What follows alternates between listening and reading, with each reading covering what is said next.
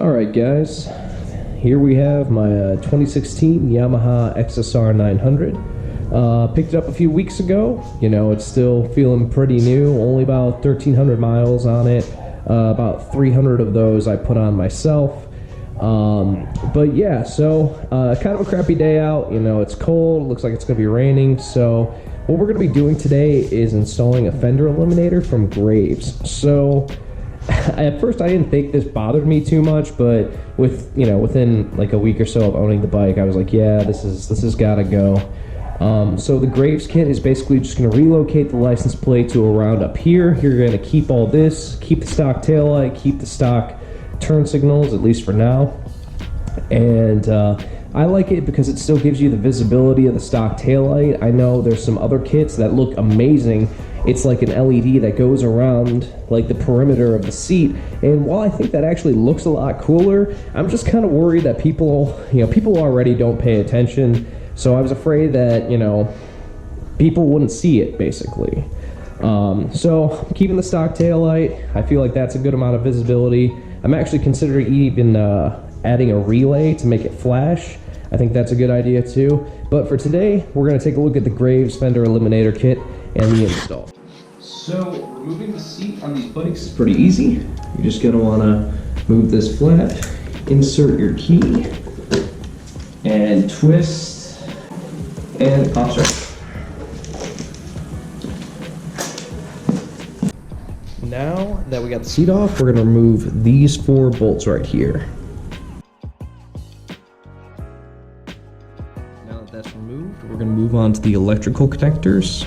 You can access them. We got a little bit of Velcro here, it seems. So we'll undo this real quick. And this will expose all our wiring. So we should have 4 connectors. So I'm just going to take my nail and kind of gently pry that up a little. Comes loose, no big deal. Remember when you're working with electrical connectors to be very gentle. They're, very brittle plastic. Take your time. These ones are pretty easy to get off. So normally I would use like a pick just to lift this up. But they're coming out pretty easily. So just remember to be careful when you're doing it. All right, and then we have this final plug right here. So we got this last white connector. It's being a little stubborn and I don't want to risk damaging it, so I'm just going to pop this up with a trim tool. You might not have to do this, I just want to be careful. Just get that right. So basically what you do is you're going to press down on this part of the connector and it's going to come right apart like that. So what we have back here is 4 Torx fasteners. They're T20. We're just going to break them loose real quick just so they'll be easy to remove when we remove the whole assembly. So the next step is we're going to remove these 4 10mm bolts. Make sure you're hanging on to the assembly when you're taking it loose, and once all the fasteners are removed, you can pull the wiring through the access hole and then, the fender off the bike.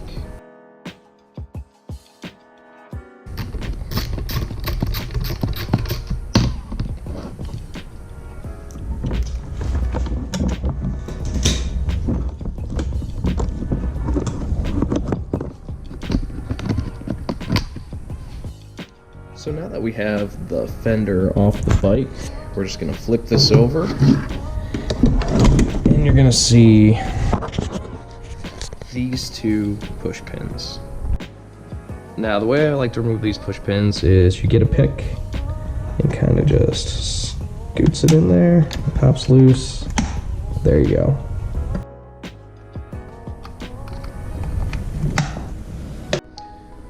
Alright, now that we've got the push pins removed, you're gonna squeeze right here and here. Gets little things to pop up for the seat lock.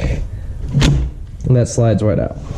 So now that we have the cover removed, we're gonna move on to the taillight assembly, which is held on by these 2 10mm nuts here. So now we got the taillight loose. We're gonna take the wire right here, and you can just pull this plastic trim piece a little apart, and then we'll be able to release the wiring and pull the entire taillight away from the fender. Alright, go ahead and flip the fender back over. We're going to be removing this 10mm nut and these Torx fasteners that we loosened up earlier. So, once you remove this little bracket here, fender should come right off. Alright, so we're going to flip the assembly over again, and then we're going to remove these 4 Phillips head fasteners. Now that we got the Phillips head fasteners removed, we're going to move up here for these Allen fasteners up top. There is 4 of them. So there's a little trim piece holding the wiring on this bracket that we're going to remove. Try and get underneath there. There we go. Alright, so now we're getting to the really only sketchy part of this install, which is actually chopping the plastic portion of the rear fender. As you can see, I've kind of like shoddily marked where I want to cut. But yeah, you want to make sure there's plenty of room away from this fastener hole. If you look at the official Graves instruction, it's pretty clear where you're supposed to cut. I haven't marked the sides yet because I'm going to cut those afterwards. But for now, I'm going to get my Dremel out and we're going to start cutting.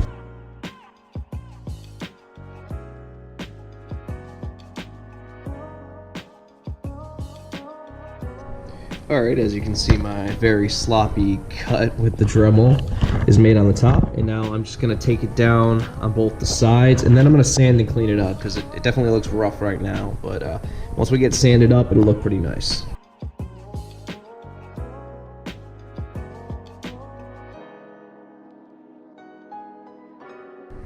Alright, now that it's cut and sanded, we're going to move on. You get the actual Graves license plate bracket out of the bag and 2 of the nuts that are provided by the kit, and then you take the stock I think 4mm Allen head fasteners and washers that would go there originally and tighten that up.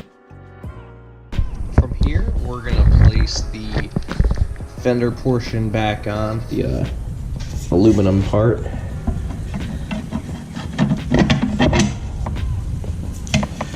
Make sure that's fit flush, very nice. And then you can place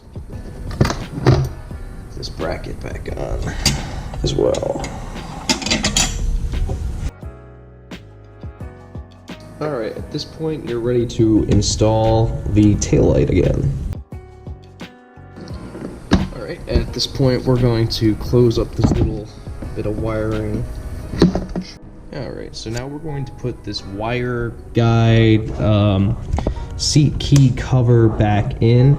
Now back here you're going to see 2 holes. This is where the rest of the hardware is going to go in the Graves kit. The flush mount, bolt, nut, and washer setup. That's all going to go back here. And then we'll make sure this is pressed down correctly. And then we're ready to put it back on the bike. Alright, so now that that's all tightened up, we're going to put this bracket back on. Got our 10mm fastener here. So now we're pretty much ready to go back on the bike. Looking much better, much improved. Cuts look fine on the sides. I actually might trim them a little bit. This side's a little rough. So I'm going to trim these sides up a little bit more, maybe sand them a little bit, and then we will be putting it back on the bike.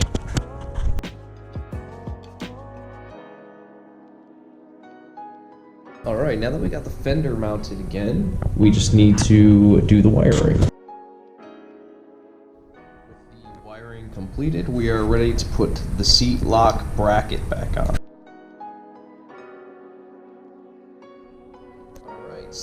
Brackets installed, ready to put the seat on. Let's take a look at this Fender Eliminator. Alright guys, we want to verify that the brake lights and turn signals are functioning. So go ahead, grab some brake, nice. We're going left, very nice. Going right. And we'll just turn the hazards on just for that. Alright, lights are good to go. Alright guys, guys, that concludes the install for the Graves Fender Eliminator for the XSR900. Not a bad install at all. It was my first Fender Eliminator kit I've actually ever done, and it went really smoothly. It definitely, I think, adds a good look to the bike. Having all this just crap hanging off the back, it's not a good look. You know, most of the time when people buy Japanese sports bikes, the Fender Eliminator is like a day one upgrade, and I'm definitely happy with the way it turned out. If you guys found this video helpful or you just enjoyed it, please, like, comment in the comment section, subscribe. But thank you for checking it out, and I'll see you next time.